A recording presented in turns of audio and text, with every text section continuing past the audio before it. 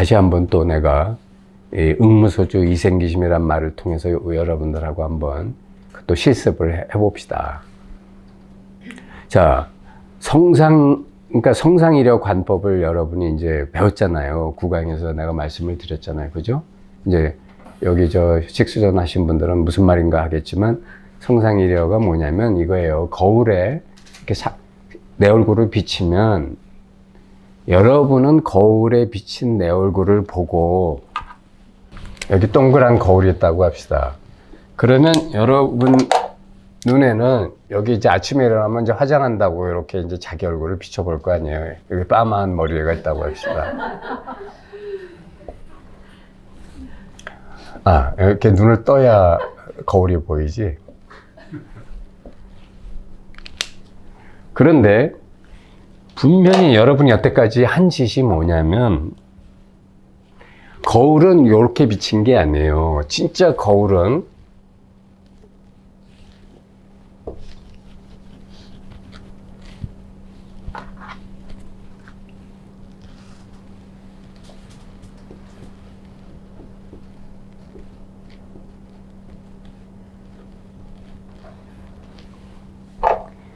이렇게 비쳤다고.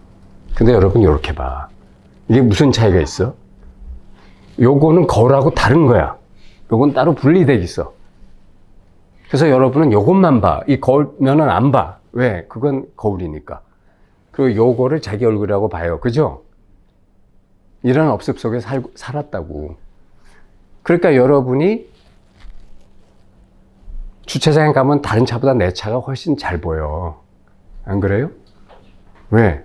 내 차에 무슨 광택 칠했나? 왜 잘 보일까? 지 마음이 벌써 그렇게 분별하고 있는 거예요. 유치원에 가면 애들이 바글바글해도 내 새끼만 제일 잘났어. 그리고 바로 보여. 안 그래요? 왜 그럴까? 내가 그렇게 보고 있는 거예요. 근데 거울은 절대 그런 적이 없어. 거울은 이 옆에 무슨 강아지가 싼 똥이 하나 있어도 그대로 보여줘. 강아지 싼 똥이나 너나 똑같다는 거야, 거울은. 그래서 부처가 뭡니까 하면 똥막대기다, 호떡이다, 무슨 뭐 마상건이다 이런 말이 이 소리예요. 다 똑같은 거야, 그냥. 이 성품자리에서는 다 똑같다고. 예? 근데 누가 다르다고 하는 거예요? 내가 다르다고 하는 거야, 내가. 내가 이렇고 사니까 어떻게 돼? 벌써 이 세상이 막 갈라지죠? 내 거, 네 거. 이러니까 어떻게 돼? 탐진치가 생기지. 비교하는 마음, 우열을 가리는 마음. 그래서 이 우여곡절 속에 빠진 거예요. 근데 여러분, 이게 바로 상 아니야? 어떤 상이지. 자기 얼굴이라는 상. 그죠? 이 거울을 성이라고 해봐. 그러면 여기는 성상 불일치야. 근데 여기는 성상일이 아니야. 그렇죠? 그러니까 여러분이 세상을 한번 이렇게 보기 시작하면 뭐가 보이느냐. 이렇게 바보라는 이유가 있어요. 그러면 그 다음에 뭐가 된다는 거야. 뭐가 나타난다는 거야. 그게 뭐냐. 거울이 이거를 비추는 이 기능, 이 능력이 나타나. 거울이 나타난다는 게 아니에요. 거울이 이거를 비추는, 거울이 이거를 비춘다 라고 하는 그 능력이 나타난다고. 거울도 상이거든. 거울이라는 모양도. 무슨 말인지 알겠어요? 근데 이 기능은 물건이 아니지. 그런데 이게 나타난다고. 그래서 선사들이 그 자리를 물어보면 한 물건도 없다고 하는 이유가 이게 거울이 아니고 거울의 기능이 때문에 대상이 될 수가 없는 거야. 무슨 말인지 알겠어요? 생명이 지금 어디 있어? 여러분 잘 봐. 어디 있어? 여기 한 물건이 있다. 그 말도 틀린 말이야. 물건이 어디 있어? 그냥 마지못해 하는 말이지. 그럼 여기 뭐가 있어요? 이 상인이 성인이 하는 거를 나타내고 가르치는 이 살아있음이 있어. 이 기능만이 있다고. 그래서 3차원적 존재가 아니라는 거예요. 그랬더니 또 어떤 분은 저는 4차원, 5차원을 알고 싶어요. 내가 그런데 머무르지 말라고 했잖아요. 무슨 말인지 알겠죠? 그러니까 마약 중독자 환자처럼 자꾸 뭔가에 머무르는 거야. 뭔가에 머무르니까 분리되는 거고. 진리는 하나인데 자꾸 자기가 두 쪽, 세 쪽을 내는 거예요. 그러고서 무슨 진리를 알겠다고 그래. 머물지 말았는데 자꾸 머물면서.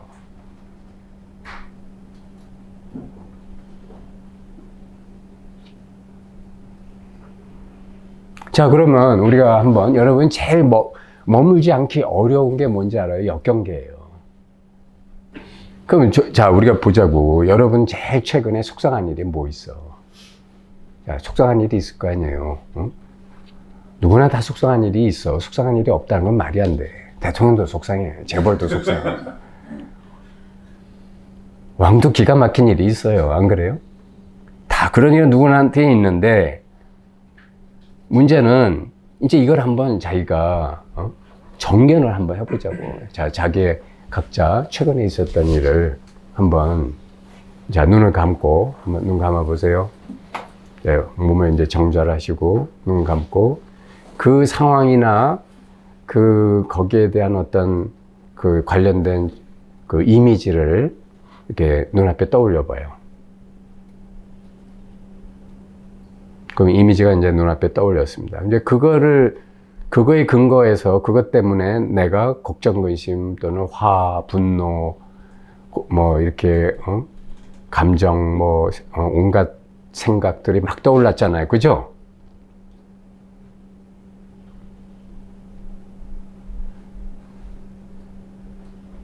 자, 그러면, 자, 내려놓으세요. 눈 뜨고. 자, 이제 그 떠오른 거 기억했죠?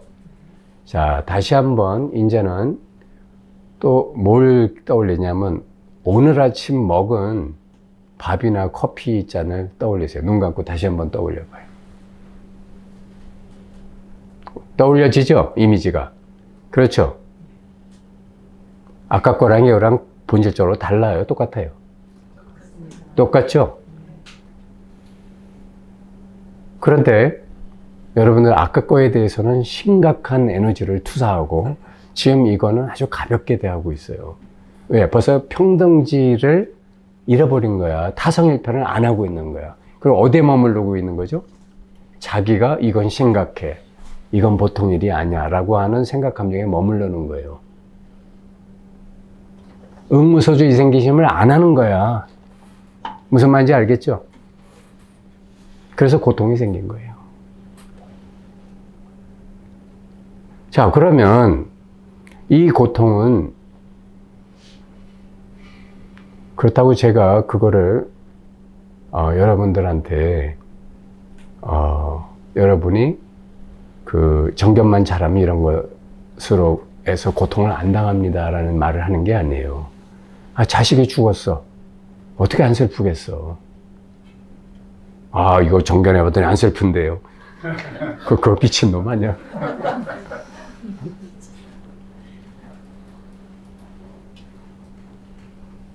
슬픈데 그 슬픈 감정이 올라오는 것이 이것처럼 보이기 때문에 거기에서 해탈해 있는 거예요. 생각이 복잡하게 걱정, 근심을 만들어도 이 걱정, 근심을 만드는 생각의 힘이 아침밥 먹은 거하고 똑같은 환영에 불과하다는 걸 뚜렷하게 정면에서 보고 알기 때문에 이게 나를 어쩌지 못하는 거예요. 그리고 거꾸로 생각해 봐요. 여러분이 걱정, 근심하는 능력이 없으면 여러분은 그야말로 뭐라고 해야 돼? 이 험난한 세상을 어떻게 살아가겠어? 인류의 이 지구상의 여러분의 생물의 진화 역사를 보면 걱정, 근심을 많이 하고 주변 상황에 예민한 반응을 한 것들은 살아남았고, 그리고 그거에 무심한 것들은 다 멸종했어요. 오늘날 지구에 인간이 이렇게 번창한 것은 걱정, 근심, 예민한 주의력, 관찰력, 살아남고자 하고는 애쓴 에고의 노력이 지대합니다. 그걸 부정하는 게 아니에요. 문제는 그게 양면의 칼날이라서 그게 우리를 고통스럽게 하고 있다는 데 문제가 있어. 왜? 과잉 걱정을 하고, 그리고 걱정의 부산물에 괴롭힘을 당하거든. 걱정의 본질은 뭐야? 대비하자 또는 해결하자 이거잖아. 근데 그게 아니라 그게 만든 감정적 고통, 괴로움, 자기 분별에 더 시달리는 거야. 무슨 말인지 아시겠어요? 그죠? 그러니까 우리가 미래에 대해서 다 내맡기고 무슨 아무 일도 안 해도 된다. 내일부터 회사 안 나가도 돼. 이런 얘기가 아니에요. 그런 얘기가 아니라 여러분이 내일부터 무슨 회사 안 나가고 아니라 내일도 회사 나가고 모레도 회사 나가고 뭐 이래도 좋고 자기가 자기 생활을 위해서 할 수 있는 건 열심히 하는데 거기에 아무런 생각이 없는 거야. 이게 뭐 잘하니 못하느니 뭐 이랬느니 저랬느니 이래가지고 집을 사겠느니 그런 생각이 들면 그럼 또 집 살 생각을 하면서 그만한 또 사업을 궁리하든지 무슨 뭐 어떻게 적금을 들든지 어디다 투자를 그거 다 생각해도 돼. 근데 문제는 그거의 부작용에 좀 제발 좀 놀아나지 말라는 거죠. 무슨 말인지 알겠어요? 왜? 다 환영이니까 본질이.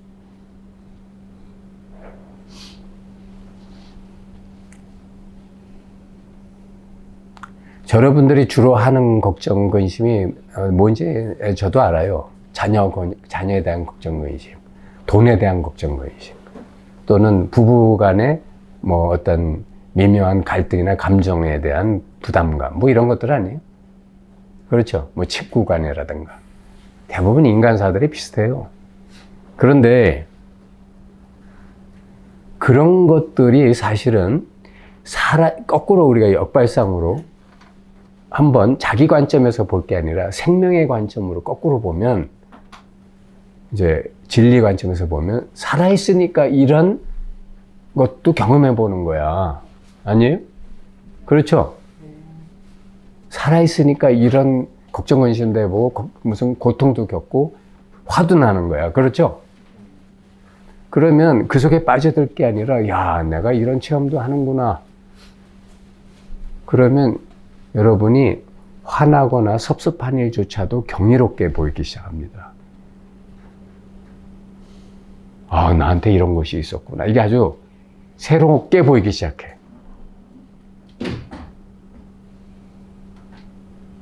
그게 그 루미가 쓴 그 하숙집이라는 시의 손님이에요. 여러분이라는 하숙집에 온갖 손님이 다 찾아오는데 사별하지 말고 다 귀하게 대접하라는 거예요. 왜? 그 손님이 뭘 갖다 줄지 모르기 때문에. 근데 여러분들은 고통을 가져오는 손님은 내쫓잖아. 그리고 뭐 기쁨, 뭐 이것만 갖다 주는 손님만 환영하잖아. 그러니까 어떻게 돼? 이 하숙집은 번창할 수가 없는 거야. 왜? 손님이 극히 적거든. 여러분 기쁜 일, 좋은 일이 평생에 몇 번 있어요. 하숙집이 망할 수밖에 없는 거예요. 내 말이 틀렸어요?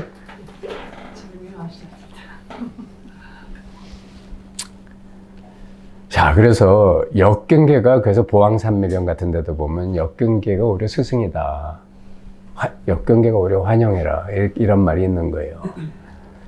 그래서 심지어는 역경계가 왔을 때 그것 때문에 내가 화나고 슬퍼하고 고통을 받는다면 그걸 기뻐해야 된다는 말까지 있어요. 왜냐하면 이런 분별심이 나한테 아직 있다는 건 내가 공부할 게 더 있다는 걸 확인시켜 주는 거잖아. 이거야말로 부처님의 가르침이구나.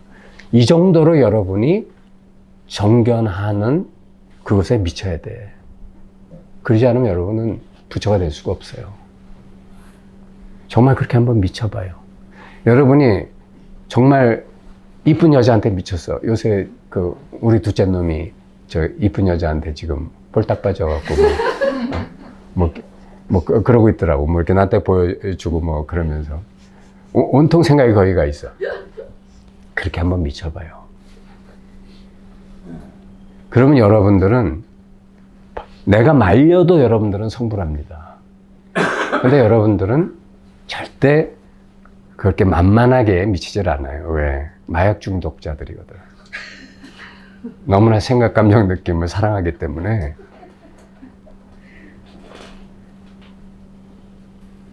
머무를 때가 많거든. 아이고, 10분 쉬고 합시다. 네.